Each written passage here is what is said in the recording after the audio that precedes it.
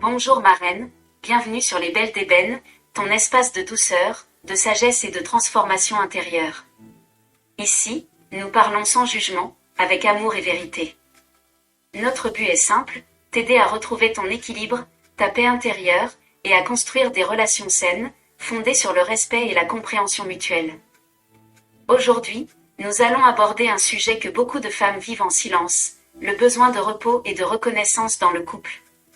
Trop souvent, la femme africaine se donne sans compter. Elle se réveille avant tout le monde, se couche la dernière, pense à tout et à tout le monde, mais très rarement à elle-même. Et quand elle ose dire « je suis fatiguée », certains maris rétorquent « tu exagères » ou « c'est ton rôle », non. Mais ma sœur, écoute-moi bien, même une reine se repose, car le trône ne se porte pas sur des épaules fatiguées. Alors aujourd'hui, je vais te donner les clés pour faire comprendre à ton mari que tu as besoin de repos, sans cris, sans guerre, sans dispute. Reste jusqu'à la fin, car ce message pourrait bien changer ton quotidien et ton équilibre intérieur. Je partage aujourd'hui avec toi, ma reine, 5 clés puissantes pour faire comprendre à ton mari ton besoin de repos avec calme et sagesse. La première clé, ma reine, consiste à reconnaître toi-même que tu as besoin de repos. Beaucoup de femmes n'osent même pas s'accorder le droit d'être fatiguées. Elles culpabilisent dès qu'elles veulent se reposer, comme si le repos était un péché. Mais ma sœur, le repos est une bénédiction. Reconnaître ton besoin de repos, c'est admettre que ton corps et ton esprit ont des limites. Cela t'apporte de la lucidité, tu ne pourras pas donner le meilleur de toi si tu es épuisé. Avant de le faire comprendre à ton mari, commence par te le permettre à toi-même. La deuxième clé consiste à choisir le bon moment pour parler. La manière de dire les choses compte autant que le message lui-même. Ne parle pas de ton épuisement en pleine dispute ou au moment où ton mari est stressé. Choisis un moment calme, paisible, où il est disponible pour écouter. Cela t'apporte plus d'attention et d'ouverture de sa part. Une discussion placée au bon moment devient une semence de compréhension. La troisième clé consiste à exprimer tes émotions sans accuser. Au lieu de dire « tu ne m'aides jamais », dis plutôt « je me sens très fatiguée ces derniers temps, et j'aurais besoin que tu m'aides un peu plus ». Cette manière de parler exprime un ressenti, pas un reproche. Elle t'apporte la paix et évite que la conversation tourne en affrontement. Les hommes écoutent mieux quand ils ne se sentent pas attaqués. La quatrième clé, ma reine, consiste à être précise dans ta demande. Ne dis pas simplement « j'ai besoin d'aide », car c'est trop vague. Dis par exemple « j'aimerais que tu t'occupes du bain des enfants le soir » ou « peux-tu m'aider à faire les courses ce week-end ?» Être précise rend ta demande concrète, donc plus facile à appliquer. Cela t'apporte du soutien réel, pas seulement des promesses. La cinquième clé consiste à valoriser ses efforts quand il agit. Beaucoup de femmes oublient ce point. Quand ton mari fait un pas, même petit, remercie-le, encourage-le. Dis-lui « merci, ça m'a vraiment soulagé ».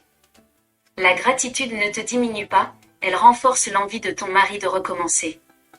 Cela t'apporte une dynamique positive dans ton foyer, basée sur la reconnaissance et non sur la plainte. Ma belle d'ébène, ton repos n'est pas un luxe, c'est une nécessité. Quand tu apprends à t'exprimer avec calme, clarté et douceur, ton mari finit par comprendre et même te protéger davantage. Le respect commence par la manière dont tu communiques ton besoin. Voici à présent 5 exemples pratiques pour faire comprendre ton besoin de repos au quotidien.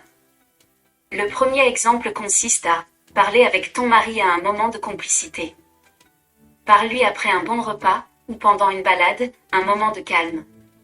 Dis-lui, tu sais, je suis un peu fatiguée ces derniers temps. J'aimerais qu'on s'organise différemment.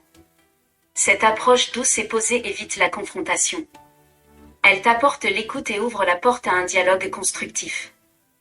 Le deuxième exemple consiste à réaménager les tâches progressivement. Ne bouleverse pas tout d'un coup. Commence petit à petit.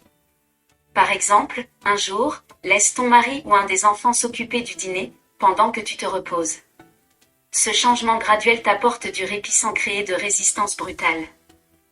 Le troisième exemple consiste à créer un rituel de repos personnel. Choisis un moment fixe chaque semaine pour te détendre, un bain, une sortie, un moment de prière ou un simple temps de silence. Préviens ton mari à l'avance, ce moment, c'est pour moi. Cela t'apporte de la stabilité émotionnelle et montre que ton bien-être fait partie de la vie du foyer. Le quatrième exemple consiste à exprimer ta fatigue avant qu'elle ne devienne colère. Ne garde pas tout en toi jusqu'à exploser. Quand tu sens la fatigue monter, dis calmement, je commence à me sentir fatigué, j'aimerais me reposer un peu.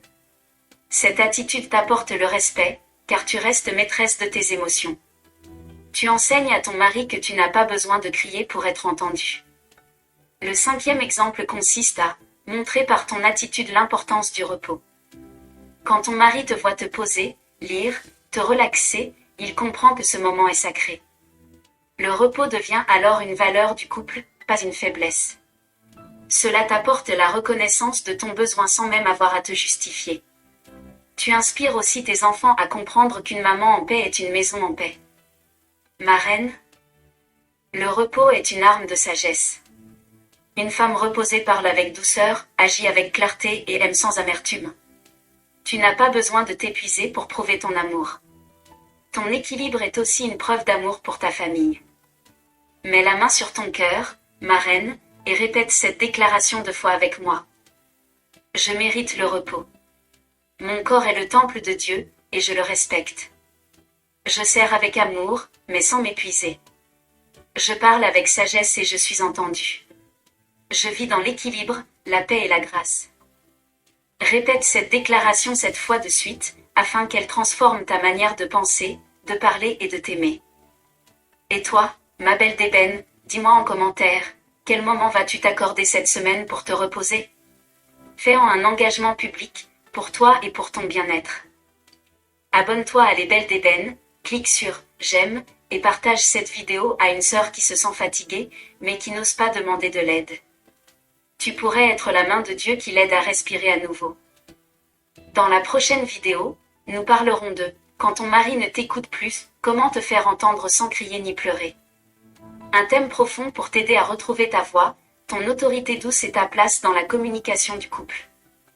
Ma reine, que le Dieu de paix t'accorde le repos du corps et de l'esprit. Qu'il t'aide à parler avec sagesse et à te faire comprendre sans colère. Que ton foyer devienne un lieu d'équilibre, de compréhension et d'amour. À très bientôt.